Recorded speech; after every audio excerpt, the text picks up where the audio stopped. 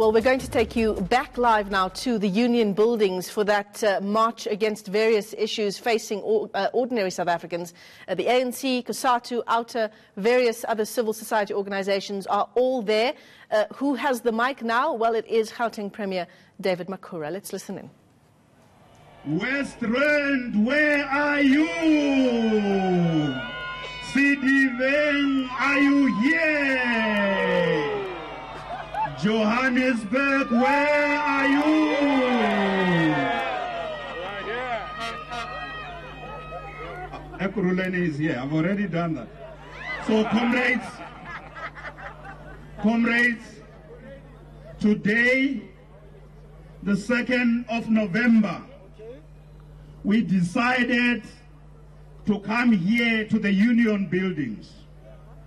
This is the headquarters of our democratic government. We have decided to come here, Comrade Jeff, a member of our National Executive Committee of the ANC and a member of the National Working Committee, and members of the Cosatu Central Committee. I saw the Deputy President and the Deputy Secretary, the Deputy General Secretary of Cosatu, the leadership of the ANC in our province, the leadership of the Communist Party in our province, the leadership of Cosatu in our province, the leadership of SANCO in our province, the leadership of civil society that is united with us here in action. We did not come here because we had nothing to do today. We had a lot to do, but we decided today we must make a very clear statement for all and sundry to know that the e-tolls have no future in the plans of this province. As long as the ANC is in charge, the e-tolls have no future in the plans of this province. The e-tolls can only have a future in Gauteng if the ANC is not in charge. We know it's election time, like in 2014 and in 2016. There are mayors who went out there and said if they are elected, they were candidate mayors. They said if they are elected mayors, there will be no e-tolls. We know them. One of those mayors is the mayor of Tshwane. He said in 2016, if he is the mayor, there will be no e-tolls in Gauteng. He runs around again now because he thinks we have short memory. Because it's just before elections, he runs around and say if the DA is elected in Gauteng, there will be no e-tolls. After he was the mayor of Tshwane, he's not the only one. There was also a mayor of Johannesburg, someone who was running as a candidate mayor, who said if he is the mayor, he's going to take up the fight to make sure that there are no e-tolls. After he was elected, he kept quiet and said, this is a national matter. Now they are running around, they think we have short memories. They will not do anything on e-tolls. We in the ANC, in this alliance, have been consistent in terms of our position. We are not opposed to the user pay principle. We are opposed to urban tolling. You can't create tolls in a congested system here in the way it was done. We are opposed to urban tolling. Where is Wayne? Where is Wayne? Wayne, where are you? I know he's down. OUTA started as an organization opposed to urban tolling. So we must not be misunderstood. You, in a system like ours, the e-tolls are punishing the people who There are people who are very well never travel through e-tolls every day. I can tell you people who work in the northern suburbs, who work in their homes, they work in their homes, they run their businesses where they live, they never travel through e-tolls. Who travels through e-tolls? A large section of them is working class people who travel from different far off places, far from where they live. This notion that the e-tolls don't affect working class people is unfounded and unscientific. The middle class people who travel long distances, Comrade Jeff, many of the people who work here in Tshwane, in the capital city, in these departments, they travel long distances to come to work. People who live in our townships, including small business people, the township economy people who have to move from Katlehong to go and fix a pipe in the West Rand, they travel through the e-tolls every day. The e-tolls are eating into the little they are trying to raise to feed their families. We say, we want to repeat, the e-tolls were given a chance, but they failed. They have failed totally and completely. We cannot deal with the debt by hoping that that money will come from the e-tolls. We want that debt to be paid. We are not irresponsible.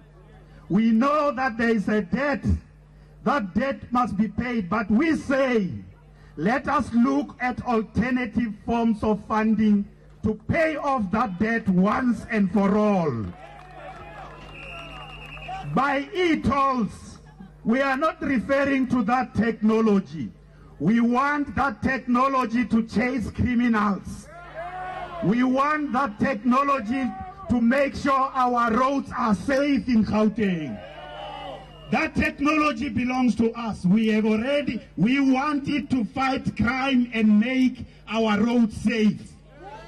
Talking about crime, comrades, I want to say to you, yesterday I had occasion to talk to the president about this march. The president is not here today because he is in Cape Town. He was launching an anti-crime campaign there in Cape Town because the gangs are destroying crime. The gangs are all over. I want to say to you, in my discussion with him, which was not the first discussion we had, I briefed him that the ANC and its alliance partners are not turning back. That there is no turning back, forward ever, backward never. I briefed him that the people of our province have many pressures on the cost of living. Data is affecting the economy. It's not just affecting young people. Our economy is not able to grow because the cost of data is too much. So that's why we're saying data increases the cost of doing business, but it also increases the cost of living. I also briefed him that this march will also focus on the issue of the petrol price. Again, the taxi industry, we know when the price of petrol increases, that cost is passed to the working class and the poor. Because the taxi people, when they have to pay more of a petrol and our public transport system, they are forced to increase the taxi fares. Again, it is another cost that is passed to working people, to poor people in our communities, to middle class people who are also struggling to make ends meet. We also know that the VAT increase, firstly, we appreciate what was done to alleviate the impact, but we know that the VAT increase also impact on the cumulative cost of food and other basic needs of our people. So we are highlighting this issue. The democratic government must not be tempted when there are fiscal pressures to touch VAT. We are raising it here today. We are also here, comrades. Comrade Jeff and Comrade DG. We chose to bring this matter to the highest office in our land, to our president, because siyamthemba uRamaphosa. Siyamthemba uRamaphosa uzosizwa. Reamutsepa ntate Ramaphosa hore. Hari tlemo yena re tlento khulu. Ke mo dintho di fellang teng. We also want to say to our president, corruption increases the cost of living. Corruption increases the cost of doing business. We are saying to our president, we are fully behind you when you are cleaning up the public institutions. We are fully behind you. He must know that the people of Gauteng want corruption to be dealt with decisively, and all the corrupt and the criminals belong to jail. We want to say to the president, he must take a firm stance, because we don't want corruption. Corruption increases, it destroys our economy. We know on the e-tolls, we want an alternative funding model. We want other options. We can say to the president as the alliance, we are ready to explore with him the alternatives. We, together with ANCA and other civil society organizations, we are willing to mobilize the people of our province around other alternatives. We know, comrades, this march is not the march against Ramaphosa. We are here to strengthen him. But Minister, we want the ministers to keep quiet. Because we say, as we are exploring options, the ministers mele bathule.